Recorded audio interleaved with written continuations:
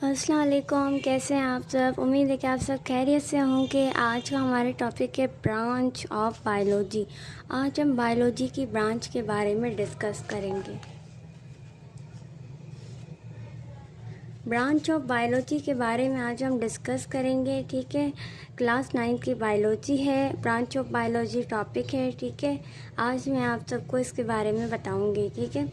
Modern biology जो है deal with the structure, function and many other description of living things. ये जो biology है इसमें जो है स्ट्रक्चर और फंक्शन जो होता है, फंक्शन के बारे में डिस्कस किया जाता है। एडवांस रिसर्च यानी कि जो इस पर की गई थी 20वीं सेंचुरी में, उसमें जो है वो बायो जो है उसके डिवीजन किए गए थे, स्पेशलाइज्ड ब्रांच इसमें, ठीक है। अब इसकी जो ब्रांच है इम्पोर्टेंट वो नीचे दी गई है, जिसमें फर्स्ट है मॉर्फोलॉजी। मॉर्फोलॉजी ग्रीक जो है वर्ड है, ग्रीक लैंग्वेज का वर्ड है। मॉर्फ यानी कि फॉर्म, लोगोस यानी कि डिस्कस, ठीक है। इसमें क्या होता है, फॉर्म के बारे में डिस्कस किया जाता है, यानी कि study of external form and structure of organism. जो ऑर्गेनिज्म है हमारा, उसका जो एक्सटर्नल स्ट्रक्चर है उसके बारे में जो है वो डिस्कस किया जाता है। सेकंड है एनाटॉमी, यानी कि एना मतलब पार्ट या अप, एंटोमी mean cutting. The study of internal part of body living organisms by cutting them open. जब एक बॉडी जो है, जैसे हमारी सर्जरी होती है, सर्जरी की जाती है, एक जो पार्ट है उसको काट दिया जाए, उसके अंदर जो ऑर्गन्स मौजूद होते हैं उनके बारे में जो स्टडी की जाती है उसको एनाटॉमी कहा जाता है, ठीक है। जैसे हमारी जो बॉडी के अंदर, जैसे हार्ट हो गया, लंग्स हो गया, ये तो हमारी बॉडी के अंदर है ना, इनर पार्ट है, तो इसको हम एनाटॉमी कहते हैं स्टडी को। सेल बायोलॉजी, सेल बायोलॉजी जो है वो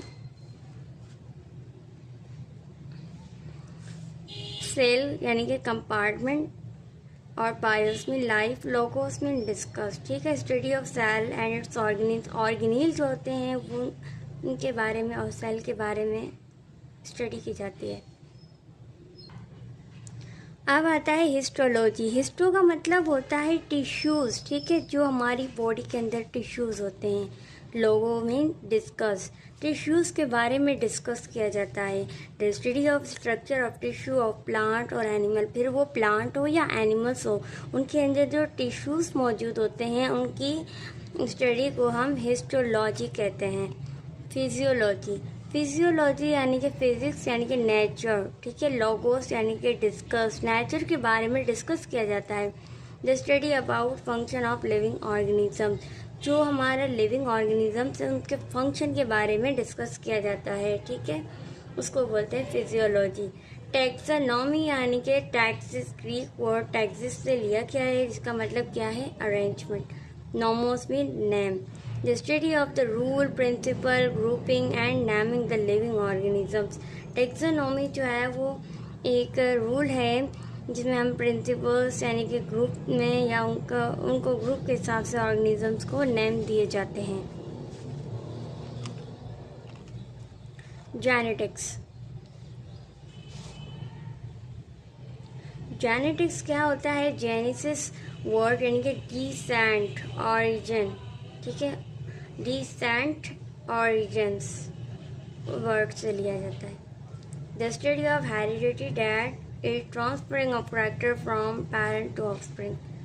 ऐसे इसको ये वो स्टडी होती है जिसमें जो है वो कुछ हैबिट्स यानी कि होती हैं या करेक्टर्स होते हैं जो कि पेरेंट्स से बच्चों में जाते हैं। कुछ हैबिट्स होती है पेरेंट्स की जो बच्चों में आ जाती है, या फेस वजह जो है वो किसी का फादर के लाइक होता है, किसी का मदर के जैसा होता है। कुछ हैबिट्स पेरेंट्स की जो होती है वो बच्चों से मिलती जुलती है, बच्चों की जो हैबिट्स होती हैं, ठीक है। और डेवलपमेंट बायोलॉजी, डेवलपमेंटल बायोलॉजी यानी कि एम्ब्रियो लोगोस यानी कि डिस्कस, जिसमें हम एम्ब्रियो के बारे में डिस्कस करते हैं।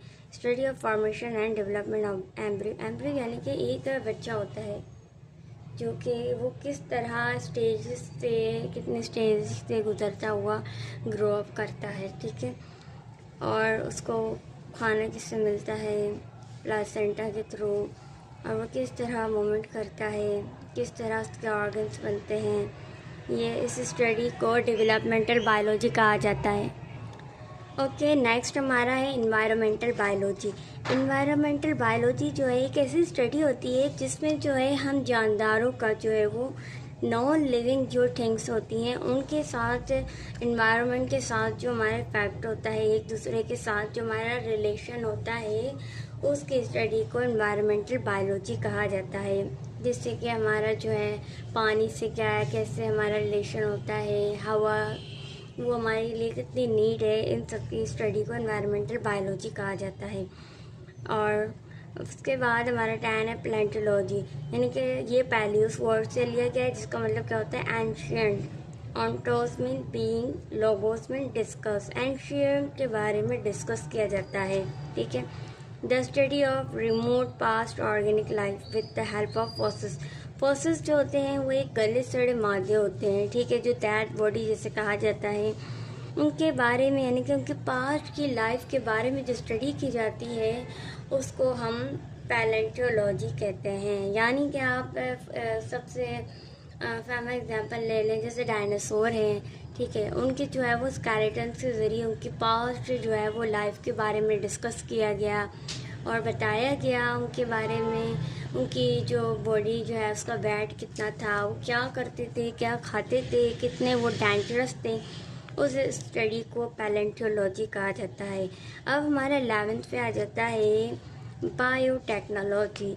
बायोटेक्नोलॉजी जो है वो एक ऐसी टेक्निक है, manipulation of gene to bring the change in structure and location of gene to achieve desirable characters का बायोटेक्नोलॉजी कहा जाता है, जो कि स्ट्रक्चर और जीन्स की लोकेशन में जो चेंजिंग आती है। सोशल बायोलॉजी यानी कि एसोसिएट, सोशियल यानी कि एसोसिएट से लिया क्या है, जिसमें क्या होता है हम social behaviour of living organism के बारे में जो है वो स्टडी करते हैं। इंटरेक्शन बिटवीन देमसेल्व्स, उनका आपस में जो इंटरेक्शन होता है। पैरासिटोलॉजी यानी कि पैरा का मतलब क्या होता है अब, the study of parasite. Parasite के बारे में जो स्टडी होती है उसको पैरासिटोलॉजी कहा जाता है। जैसे हमारे लिए कौन से जो पैरासाइट है वो हार्मफुल है और कौन से जो है वो बेनिफिट है और कौन से जो है ना हार्मफुल है ना बेनिफिट है। जैसे हम मॉस्किटो ले लें, मॉस्किटो हमें बाइट करता है, ठीक है, तो ये हार्मफुल है। जैसे बीज है, ये जो है ये भी वक्तन जो है वो हार्मफुल होती है, ठीक है। इस तरह और भी बहुत सारी एग्जांपल है इसकी। अब हमारी जो है वो फार्माकोलॉजी है, ठीक है। फार्माकोलॉजी, फार्माकॉन यानी कि ड्रग्स, जिसके बारे में ड्रग्स की स्टडी हो उसको फार्माकोलॉजी कहा जाता है। ड्रग्स फॉर एग्जांपल हमारी जो भी मेडिसिन है वो ड्रग्स में आ जाती हैं। मोलिकुलर बायोलॉजी क्या होती है, मोलिक्यूल के बारे में जिसमें स्टडी हो, जैसे हमारे ऑर्गेनिक मॉलिक्यूल हैं जो कंस्टिट्यूट होते हैं सेल एंड इट्स ऑर्गेनिज्म में। जैसे हमारा हाइड्रोजन आ गया, कार्बन आ गया, ऑक्सीजन, नाइट्रोजन, सल्फर, फॉस्फोरस, ये सब जो है वो मॉलिक्यूलर बायोलॉजी में आ जाते हैं हमारे।